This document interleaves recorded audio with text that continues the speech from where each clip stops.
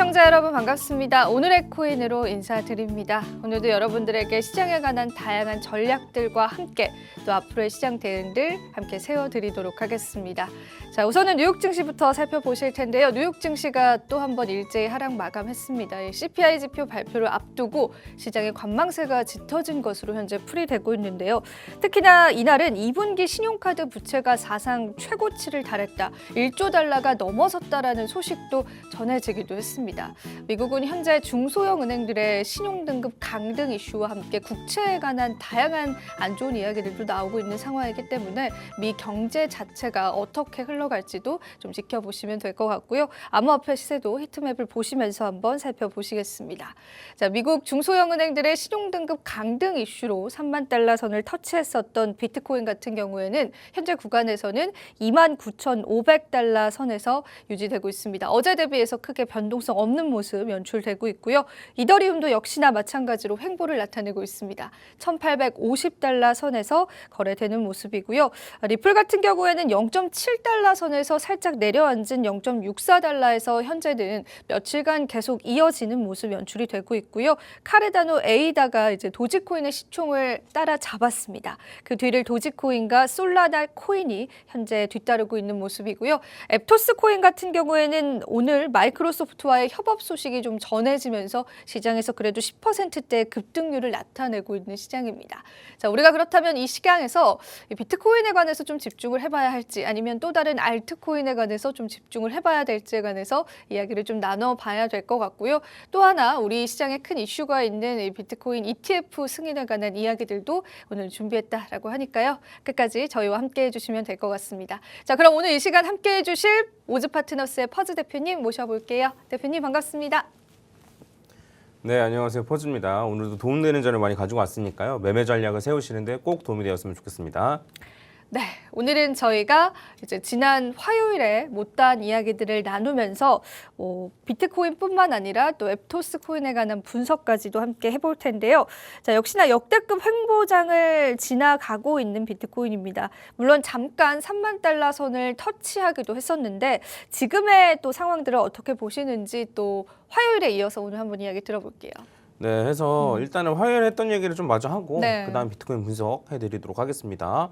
화요일에 어떤 얘기를 저희가 했냐면 역대급으로 횡보하고 횡보한다. 있다. 네. 그래서 이 정도의 횡보는 정말 보기 드물다. 길었다, 길다. 네. 네. 그리고 이 정도로 변동성이 적게 좁아지고 난 이후에는 결국에는 큰 움직임이 있었다. 네, 이 정도까지 얘기를 했었습니다. 그래서 지난 시간에 했던 게 이제 이 빨간색이 어쨌든 변동성인데 이 변동성이 거의 최저를 찍었다. 그래서 이게 이제 그 FTX 사태로 인한 하락, 그다음에 요때 이제 비트코인이 6,000달러, 3,000달러 하락 뭐 이런 식이었는데 그때 이제 지난 시간에 했던 걸 잠깐 그 대세에 보면은 그 저점을 찍었다면 이러한 변동성이 적어진 이후에는 상승을 했거든요. 네. 근데 그냥 상승도 아니고 큰 상승을 했단 말이에요.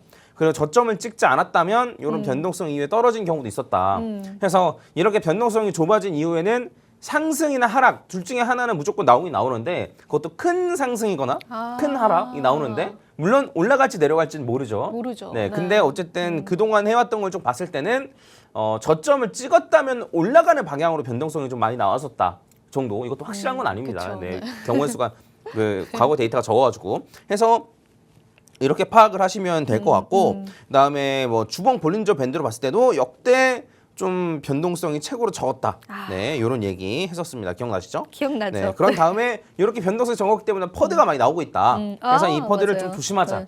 퍼드 많아요. 네. 네, 그것까지 했습니다. 그래서 그 이제 이렇게 변동성이 적어지고 곧 있으면 큰 변동성이 나오는데 위로 갈지 아래로 갈지는 모른다. 근데 어쨌든 변동성이 나온다라고 했을 때는 이런 변동성의 방향이 정해진 다음에 매매를 하는 게 맞습니다. 지금은 그냥 매매 타이밍은 아니다라는 거죠? 네, 그렇죠. 그래서 그 지금 단타하신 분들은 잃었을 가능성이 꽤 높아요. 아, 오히려. 네. 그리고 마진을 하시는 분들 역시 마찬가지입니다. 그래서 이러한 경우에는 그냥 좀 쉬는 게 매매 쉬는 게 정답이고 그 제가 매번 강조드리지만 위로는 33,000달러를 터치하느냐. 그다음에 아래로는 제가 아까 이따가도 보여드리겠지만 제가 그려놓은 퍼즈 각도선 아래로 떨어지느냐 이게 좀 굉장히 좀 중요하다라고 보시면 될 것 같습니다. 일단 이렇게까지 얘기를 한 다음에 제가 이제 하고 싶었던 얘기는 좀 뭐였냐면 만약에 올라가면 어떤 이유 때문에 올라갈까? 아, 그렇죠. 아무래도 그때도 말했지만 ETF 승인에 관한 이슈들이지 않을까요? 네, 그래서 물론 이거보다 훨씬 더 조그마한 호재로도 많이 오를 수도 있어요. 코인 시장이라는 게 원래 그래요. 사실 코인 시장이라는 게 원래 그렇다기보단 주식도 마찬가지 아닌가요? 그렇죠. 네. 예, 좀 진짜 우리가 생각하기에는 이런 이유로 오른다고? 이런 이유로 여기까지 오른다고? 혹은 이제 뭐 실적 발표가 나왔는데 실적이 안 좋게 나왔어. 근데 예상 안 좋게 나왔지만 예상한 것보단 좋게 나와서 급등하고 이런 거 이해 가세요? 네, 아니요. 네. 저는 사실 잘 모르겠어요. 네, 그래서 아마 저는 이제 주식 분석하시는 분들도 맨날 저는 소설가 하시면 진짜 잘하실 네, 것 같다. 네. 맨날 이제 썰 풀기가 힘드실 것 같다 이런 생각이 좀 들긴 드는데, 근데 어쨌든 그러한 측면에서는 뭐 조그마한 호재로도 오를 수는 있겠지만, 어쨌든 현물 ETF가 승인되면 이것만큼 확실한 호재가 없기 때문에. 많이 올라가게 되면 현물 ETF 때문에 올라갈 가능성이 높다 정도로 좀 생각이 좀 들고. 근데 최근에 사실 우리가 승인을 좀 기다리고 있잖아요. 블랙록에서 2차 신청을 했고, 근데 생각보다 발표가 조금 기다리는 마음이라서 그런지 조금 늦어지는 느낌이 좀 들긴 하는데 혹시 업데이트된 소식도 있을까요? 근데 기껏 해봐야 2달 전인데. 제가 마음이 급해가지고 너무 급한 게 아니라. 제가 너무 빨리 승인을 받고 그러니까 싶어서. 일반적으로는 그러니까 이제 그 캐시우드가 신청한 그 돈나무 할머니, 네. 돈나무 할머니가 언니 누나, 네. 할머니더라고요. 많이 보니까. 네, 할머니던데 네. 누나라고 하기에는 그 돈나무 할머니랑 좀 그런가? 돈나무 아주머니가 네, 그 현물 ETF를 신청을 했었거든요. 네. 이제 그거에 대한 이제 그 답변 기일이 13일 날이더라고요. 얼마 안 남았어요. 그렇네요. 네. 그걸 기다려봐야겠다. 근데 네. 거의 높은 확률로 그 연기될 가능성이 높아요. 그래서 이제 최대한 240일 정도까지 연기를 시킬 수가 있거든요. 그때까지. 네, 그래서 그동안 현물 ETF 같은 경우에는 최대한 240일을 꽉꽉 채워서 연기하고 거절. 꽉꽉 채워서 연기하고 거절. 지연시키는 거죠. 네. 계속해서. 그래서 한 2달 만에 이제 만약에 반려시키면 또 신청하니까. 네, SEC 입장에서도 귀찮겠죠. 거절할 건데. 네, 그래서 어쨌든 꽉꽉 채우는 경우가 많은데, 그래서 요 13일에 있었던 건 어쨌든 좀 연기될 가능성이 좀 높다라고 보시면 될 것 같고, 어쨌든 올해 안에 되느냐 뭐 내년까지 넘어가느냐의 뭐 차이가 될 것 같은데, 일단 저는 올해 안에 됐으면 좋겠다라는 생각을 일단 가지고 있고, 네, 그래서 요 예측 같은 경우에는 사실 뭐 승인될 가능성 높다고 보지만, 네, 안 될 가능성도 항상 생각해야 된다고 생각을 하고, 하던 얘기 계속하면은 올라가게 되면 현물 ETF 승인. 네, 그다음에 이 정도 급의 그 호재는 제 생각에 애플페이에서 뭐 예를 들면 애플페이에서 이제 그 코인으로 결제 가능하게 한다던가 하겠다. 이 정도 급이 아니면 사실 좀 힘들지 않을까 싶고, 그다음에 떨어지는 경우의 수에서도 한번 저희가 생각을 해볼 수가 네. 있는데, 떨어지는 경우의 수는 사실 좀 많아요. 뭐냐면 뭐 현물 ETF 거절이 될 수 있겠고, 그 다음에는 바이낸스가 공격을 받는다거나 테더가 공격을 받는다거나, 네, 이게 어쨌든 계속 이 이슈를 계속 그 코인 시장이 계속 위기를 겪어왔었기 때문에, 그리고 테더가 공격당한 지 꽤 됐거든요. 요즘에 테더에 관한 딥패깅 이야기가 이제 계속 언론 보도가 되더라고요. 네, 맞습니다. 최장기 딥패깅이다 막 이러면서. 그것도 제가 오늘 얘기하려고 했었는데, 요 딥패깅 관련해서는 걱정할 필요가 전혀 없습니다. 네, 여전히 걱정할 필요가 없다. 왜냐하면 이게 기사를 자극적으로 써야 되는 건 이해하겠어요. 이해하는데 막 기사를 어쨌든 사실 요 1달러가 여기 있는 상황이면은 요렇게 별로 티 안 나게 왔다 갔다 거리는 거를 확대하면 엄청나게 딥패깅이 심한 것처럼 보일 수 있잖아요. 근데 정상적으로 범위를 설정해서 보면 전혀 문제가 없다. 네, 그래서 관련해 가지고도 다음 주에 뭐 기회가 되면 좀 다뤄드리고, 근데 어쨌든 공격당할 타이밍이 좀 되긴 됐습니다. 근데 요거를 테더랑 바이낸스랑 합쳐가지고 공격하기도 하더라고요. 그러니까 이제 창펑자오가 일부러 테더 딥패깅을 만들고 있다라든가, 아이고. 약간 이러한 찌라시도 좀 돌고 그건 있는데. 너무 퍼드 아닙니까? 네. 네, 다 뭐 그렇죠. 창펑자오는 바쁠 텐데 네, 지금. 그래 또 창펑자 아저씨 또 4 올리라고 아마 트위터도 올릴 것 같은데, 네, 해서 요거는 딱히 걱정할 필요는 없다. 근데 어쨌든 요거에 대한 공격은 받을 수 있다. 해서 만약 그런 이슈 때문에 떨어진다면 사면 되죠. 그때 네, 모아라. 어차피 퍼드니까. 네, 해서 해당분 참고하시고, 그러면 이제 그 올라갈 뭐 이슈, 떨어질 이슈에 대해서 얘기했는데, 어쨌든 공통적인 게 비트코인 현물 ETF 승인이잖아요. 그래서 승인이 될지 안 될지 저도 정말 궁금한데, 물론 안 될 수도 있어요, 여러분. 그동안 계속 안 되었었고. 맞아요. 네, 블랙로그 했다고 해서 무조건 되는 건 되는 아닙니다. 건 아니에요. 네. 근데 이제 흥미로운 지표가 있어가지고 제가 좀 가지고 왔습니다. 네, 같이 한번 보면은 그레이스케일의 GBTC가 마이너스 프리미엄이 26.5%를 기록했다. 그래서 어제 기준으로 보니까 25.4%로 조금 더 마이너스 프리미엄이 줄어들었더라고요. 줄었네요. 네. 그래서 마이너스 프리미엄이 도대체 뭔지, 예, 그리고 이 마이너스 프리미엄이 도대체 얼마였길래 25%인데도 작아졌다고 하는 건지에 대해서 말씀드리면은 일단은 예전에 이제 2022년 11월 요때 그 GBTC가 마이너스 프리미엄이 45%라고 기사가 되어 있더라고요. 그래서 이때 캐시우드 요 아주머니가 GBTC를 엄청나게 많이 샀어요. 그래서 비트코인이 아니고 왜 굳이 GBTC를 샀을까? 그러게. 그때도 말이 많았는데 네. 그 한번 GBTC의 마이너스 프리미엄이 도대체 어떤 의미를 가지는지 한번 같이 얘기해 보도록 하겠습니다. 자, 일단 간단하게 설명을 하면 그레이스케일에서 만든 신탁 상품이에요, GBTC는. 그렇죠. 네. 그러면 이제 제가 예를 들어 GBTC를 사고 싶어요. 그럼 돈을 주고 GBTC를 사요. 한 개의 GBTC를 사면은 나중에 이 GBTC를 그레이스케일에 가져가면 한 개의 비트코인을 현금한 금액이랑 바꿔주는 거예요. 그 쉽게 말하면 대신 투자를 해주는 겁니다. 그렇죠. 근데 굳이 왜 대신 투자를 맡기는 거지라고 생각할 수도 있는데 돈이 많은 사람들은 그렇죠. 거래소 리스크, 그 다음에 내가 시크릿 키를 잃어버리거나 해킹당할 리스크 이런 것들을 싫잖아요.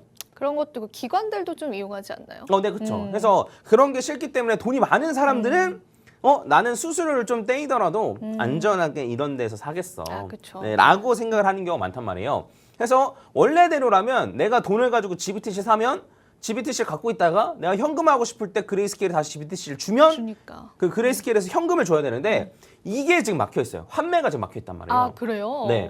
그래서 GBTC를 가져간다고 해도 그레이스케일에서 주질 못해요. 이게 법적으로 막혀 있어서 그래요. 아, 법적으로. 네, 그레이스케일에 문제가 생긴 건 아니고. 그러니까 언젠가는 이거가 이제 승인될 거라고 생각은 하는데 언제 현금화가 될지 안 될지 모르잖아요. 근데 급하게 현금이 필요한 사람들은 그럼 어떡해요? 그러면 다른 사람한테는 팔 수 있거든요. 그레이스케일한테는 갖고 가가지고 이제 현금을 바꿔달라 못 하는데. 재판매를 할 수 있구나. 그러니까 저희 네. 둘이서 이제 매매한다거나 하는 이런 거죠. 건 가능한 거예요. 네. P2P 거래라고 하는데. 해서 그냥 주면은 제값에 안 사죠. 그렇죠. 네, 왜냐면 언제 현금화가 가능할지 모르니까. 그쵸. 그러니까 싸게 파는 거예요. 마이너스 프리미엄 되는 네. 거군요. 그래서 이제 마이너스 프리미엄이 붙는 겁니다.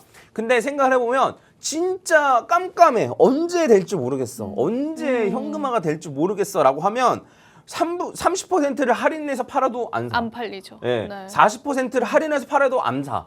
그래서 50%를 할인해서 팔아야지만 그래 뭐 이 정도면이라고 생각을 하고 사람들이 사는 거예요. 해서 요 마이너스 프리미엄 같은 경우에는 쉽게 말하면 언제 현금화할지 모른다는 요 불안함? 불안감이 네. 이제 어찌 보면 숫자로 나타나는 수치인 네, 맞습니다. 거죠. 네. 해서 이런 식으로 이제 마이너스 프리미엄이 뭐 최고로 떨어졌을 때는 50%가 넘었던 적도 있었던 걸로 알고 있는데, 네, 해서 이렇게 마이너스 프리미엄이 많았습니다. 근데 이렇게 마이너스 프리미엄이 많으니까 그레이스케일도 문제가 생기는 거예요. 뭐냐면 GBTC를 발행해도 안 사, 사람들이. 왜냐면 GBTC를 발행해도 그레이스케일한테 가서 안 사죠. 왜냐면 그레이스케일한테 가서 하면은 비싸게 사야 되는데 다른 사람한테 사면 싸게 살 수 있잖아요.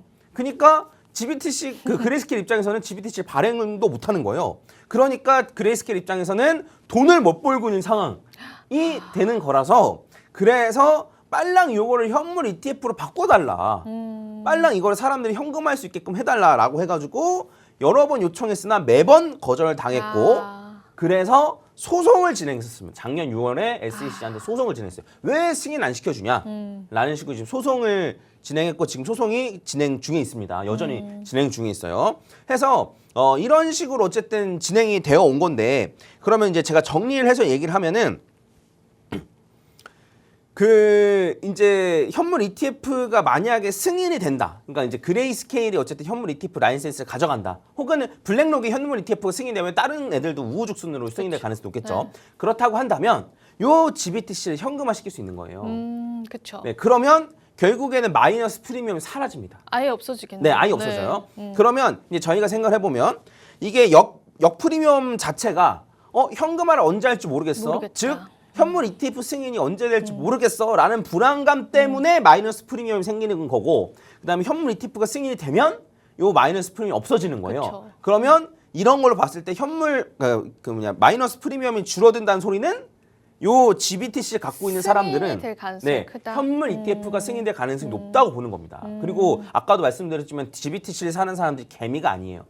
그쵸. 돈이 많은 사람들, 어느 정도 자본가들이니까. 기관들, 이런 고래들, 뭐 이런 애들이기 때문에 이런 애들이 생각하기에 현물 ETF 승인 가능성이 좀 높아지는데 라고 생각을 하는 겁니다. 그래서 그 지표가 이제 바로 마이너스 프리미엄에서 그러면은 바로 적용되는 거예요. 그레이스케일 측에서는 현물 ETF가 승인이 돼야지만 이걸 사실 바꿔줄 수 있는 거예요. 그 방법 말고 다른 방법은 없는 없어요. 거예요. 그래서 그레이스케일이 파산해서 나눠주거나 그런 식으로. 파산하면 이제 비트코인 갖고 있는 거를 현금화 시켜 나눠주거나 네. 이런 방법밖에 없습니다. 그렇구나. 그래서 이제 그레이스케일 같은 경우에는 지금 문제가 좀 많아요. 그러니까 그레이스케일의 문제라기보다는 그레이스케일의 모 회사인 DCG 그룹, 디지털 커런시 그룹, 얘네가 이제 FTX가 망하면서 뭐 이것저것 문제가 많은데 그래서 어쨌든 그레이스케일 돈을 빨리 벌어야 되는데 못 벌고는 있는 상황이거든요. 그래서 이러한 부분이 조금 반영됐다라고 보시면 될 것 같고 그래서 그 보시면은 요 비트코인 그러니까 GBTC의 그 역 프리미엄 같은 경우 마이너스 25%인데 이 돈은 마이너스 35%란 말이에요. 왜냐면 비트코인 현물 ETF가 승인될 가능성이 더 높잖아요. 그렇죠. 네, 비트코인이 먼저 된다는 이더리움이 될 거 그쵸. 아니에요. 그러니까 요 마이너스 프리미엄을 따져봤을 때도 비트코인 제일 낮은 거예요. 그런데요. 네, 제일 먼저 승인이 될 가능성이 높으니까. 그래서 이런 식으로 좀 파악을 하시면 될 것 같습니다. 그래서 그 뭐 어느 정도까지 돼야지만 뭐 되냐라고 생각을 해보면 뭐 확실을 가지고 말씀드리기 좀 어렵지만 예를 들어 뭐 마이너스 프리미엄이 한 10% 안쪽으로 내외로 들어온다. 이제 네. 안쪽으로. 라고 한다면 꽤나 높은 확률로 조만간 승인이 될 가능성이 높지 않을까. 제가 이제 이게 화요일 날 자료를 만들었는데 그 이틀 사이에 제가 이걸 업데이트 시킨 또 거거든요. 줄었나요? 네, 그래서 그 사이에도 1% 정도가 줄었어요. 그래서 이런 거를 좀 팔로우 해보시면은 진짜 현물 ETF가 승인될지 안 될지를 시점을 좀 알 수 있겠네요. 네, 볼 수 있지 않을까 싶고요. 그래서 이제 관련된 내용들이 기사가 좀 쏟아져 나오고 있습니다. 그래서 보면은 이제 그레이스케일이랑 SEC랑 소송을 하는데 아무래도 그레이스케일이 이길 것 같다.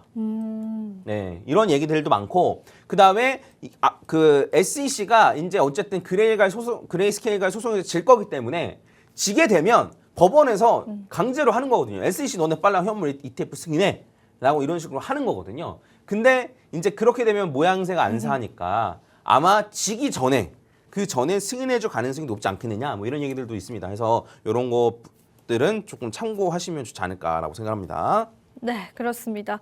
이 GBTC의 마이너스 프리미엄은 이퀄 비트코인 ETF 승인이 되지 않을 것이다라는 그러한 우려감들이다라고 해석을 해보시면 되는데 이 마이너스 프리미엄이 지금 줄어가고 있다라는 것 자체가 비트코인 ETF 승인에 관해서 조금 더 우리가 가까워지고 있다라는 걸 좀 해석해볼 수 있는 시점인 것 같습니다. 그런데 사실 투자자 입장에서는 언제 돌려받을지도 모르는 그러한 상품을 매수한다라는 게 쉬운 건 아닌 것 같아서 과연 이 그레이스케일 GBTC를 매수했었던 투자자분들이 또 앞으로 어떻게 기다려줄지 가만히 기다려줄지 아니면 다시 재판매를 할지 그러한 또 상황들도 같이 한번 염두를 해보시면 좋을 것 같은데요. 중요한 부분은 어쨌든 이 GBTC의 마이너스 프리미엄이 계속해서 줄어가고 있다는 부분을 놓치지 않고 우리가 이러한 지표를 토대로 비트코인 ETF 승인에 관한 시점들을 조금 파악해보는 데 활용해보시면 좋을 것 같아서 오늘 굉장히 좋은 정보들 함께 해주신 것 같습니다.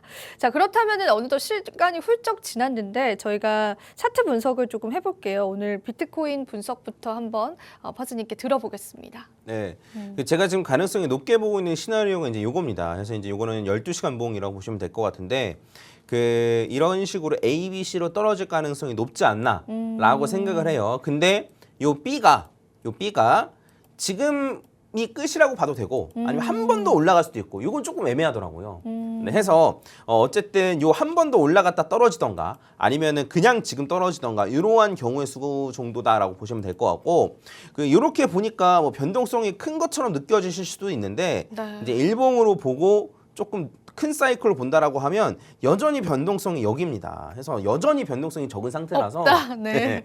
거의 진짜 없다시피 하는 네. 거예요. 그래서 지금 얼마나 답답한 상황이냐면 솔직히 말씀드리면 크게 보면은 이때부터 이렇게 횡보, 그렇죠? 그 다음에 조금 작은 사이클로 봐도 이렇게 횡보, 이거 그 다음에 더 작은 사이클로 봐도 여기서부터 이렇게 횡보거든요. 해서 지금 횡보에 역대급으로 변동성이 적은 시장이니까 이런 데서 막 뭐 아둥바둥 막 수익을 가져가려고 하시면 잃을 가능성이 높아요. 그쵸, 네. 그래서 이제 제가 말씀드리는 거는 위로는 33,000을 터치하거나 아래로는 지금 제가 여기 검은색 사선 여기 보이시죠? 여기 요 라인 아래로 떨어지거나 라고 좀 요 아래로 떨어지면 아래로 더 떨어질 가능성이 떨어지는 높고 거죠. 네. 네. 그다음에 요거 33,000을 뚫고 올라갈 필요도 없고 터치만 해도 돼요. 터치만 하면 위로 올라가서 한 48,000에서 5만 달러까지 갈 가능성도 높습니다. 그래서 해당 부분 참고하시고 요 정도 방향성이 결정되기 전에는 그냥 큰 금액으로 샀다 팔았다 하시기보다는 지켜보거나. 네, 안 그러면 단타하시더라도 적은 금액으로 하시거나 네, 이렇게 좀 진행하시면 좋을 것 같고 추가적으로 이제 좀 제 생각에는 요 가능성이 어쨌든 제일 높아서 여기까지 떨어진 다음에 여기서 딱 지지받고 올라가는 게 제일 베스트라고 생각을 하고 요 가능성 말고 다른 가능성은 그냥 올라갈 가능성도 생각을 해봐야 되긴 해요. 네, 근데 그냥 올라갈 것 같으니까 지금 사야지가 맞냐 이거죠. 그래서 만약에 그냥 여기 올라가서 여기 33,000을 터치하면 어쨌든 48,000에서 5만까지 갈 가능성이 높으니까 이때서 매수해도 늦지 않고 네, 지금 저희가 생각할 거는 한 번 더 올라가면 그러니까 B가 지금 조금 더 올라갈 수도 있다고 그랬잖아요. 조금 더 올라가면 알트코인 위주로 많이 올라갈 가능성이 높거든요. 그러면 물려 계신 분들이나 뭐 아래에서 단타 치는 분들이나 이런 분들이 좀 익절에서 좀 빠져나오고 저희가 이제 해야 될 거는 요 타이밍을 좀 잘 봐서 요 근방에서 매수하려고 좀 생각을 하시는 게 좋지 않을까라고 생각이 좀 듭니다. 그래서 저도 현금화를 지금 좀 해서 현금 비중이 한 40% 정도? 많아지셨네요, 현금 비중이. 네, 근데 30에서 40이 된 거라서 네, 뭐 그렇게 많아진 건 아닌데, 네. 근데 원래 많았죠. 네네. 네. 그래서 그거를 저는 지금 좀 꾸준히 사고 있어요. 왜냐면 이 B 반등의 끝에서 조금 매도하려고 좀 노리고 있긴 한데, 근데 만약에 못한다 하더라도 상관이 없고, 그 다음에 요 아래로 좀 떨어지게 되면 C 정도가 떨어지게 되면. 그 현금 비중을 한 30% 정도까지는 낮출 생각이에요. 그래서 해당 부분 좀 참고하시고 만약에 뚫고 떨어진다라고 하면 현금화를 급하게 해야 되고, 네. 그 다음에 요 위로 그냥 이게 반등해서 이제 올라간다라고 하면 전 33,000을 터치하면 현금 비중을 한 20%나 10% 정도까지 또 좀 줄일 생각입니다. 그래서 해당 부분 참고하셔가지고 매매 전략 세우시면 좋을 것 같아요. 네, 그렇습니다. 이 33,000달러 선을 뚫어주는 게 현재 비트코인 시세에서는 좀 중요한 부분이 될 것 같고요. 또 퍼즈님께서 그려주셨었던 이 검정색 선을 또 내려앉게 된다면 하방으로 또 많이 열리기 때문에 그 부분들도 같이 염두를 해보시면 될 것 같습니다. 퍼즈님 포트폴리오 항상 세워주고 계시니까 여러분들 같이 좀 팔로우 해보면서 또 시장에 대한 대응들을 조금 해보시면 좋지 않을까 싶습니다. 아무래도 횡보장이 길어지다 보니까 참 심심한 시장들이 연출이 되는 것 같고 또 우리가 믿을 수 없을 만한 그런 이슈들도 시장에 쏟아지는 것 같습니다. 자, 그래도 오늘 한 가지 호재가 좀 있었습니다. 마이크로소프트와 파트너십을 맺었다라는 이슈들 때문에 앱토스가 크게 급등을 했었는데 앱토스에 관한 차트 분석도 한번 저희가 나눠보고 오늘 마무리해보겠습니다. 네, 관련해서 기사가 좀 떴습니다. 근데 네. 이제 파트너십 요 정도 기사로는 조금 애매해요. 그래서 그렇게 많이 오르지는 않더라고요. 그래서 구체적으로 뭘 같이 할 건지가 제대로 나와야 된다라고 맞아요. 생각이 되고 제가 걱정인 거는 아니겠지만 7월 14일 날 마이크로소프트가 앱토스라는 글꼴을 기본 글꼴로 채택했다 하더라고요. 근데 이게 와전된 거가 아니길 바랍니다. 설마 아니겠죠? 네. 근데 좀 재밌어가지고 제가 가져왔고 네. 안 그러면 이스터에그처럼 했을 수도 있고 우리가 네. 협업할 건데 뭐 약간 이런 식으로 미리 좀 넣었을 수도 있고 그래서 재밌어가지고 갖고 왔고 차트를 좀 보면은 저도 앱토스를 사실 사고 있었어요. 그랬어요. 네, 그래서 왜 사고 있었는지부터 좀 말씀드리면은 여기 요 위서부터 진행되었던 요 하락 추세선을 뚫고 올라왔단 말이에요. 그다음에 뚫고 올라온 다음에 떨어져서 여기서 이제 지지받는 움직임 보여주니까 이때부터 사기 시작했죠. 제가 산 지 한 2, 3주 정도 됐습니다. 그래서 많이 산 건 아니에요. 많이 산 건 아닌데. 그래도, 네, 해서 어쨌든 사고 있었는데 어쨌든 올라가가지고 그 수익 구간은 어쨌든 올라오긴 했는데 제 생각 제가 원래 목표로 했던 가격은 1, 2, 3, 4, 5로 해서 한 12,000원에서 한 13,500원까지를 바라보고 들어간 거긴 해요. 네, 해서 요 정도를 타겟으로 한번 잡고 또 참고하시면 좋지 않을까라고 생각합니다. 네, 그렇습니다. 자, 저희가 시간 관계상 또 앱토스에 관한 이야기는 여기서 마무리해봐야 될 것 같고요. 자, 언제나 시간이 부족한 또 오늘의 코인입니다. 오늘 저희 여기서 한번 맞춰볼게요. 하단에 자막 참고해 주시면 될 것 같습니다. 자, 오늘도 시청해 주신 여러분 감사합니다. 저희는 내일 이 시간에 다시 찾아뵙도록 하겠습니다.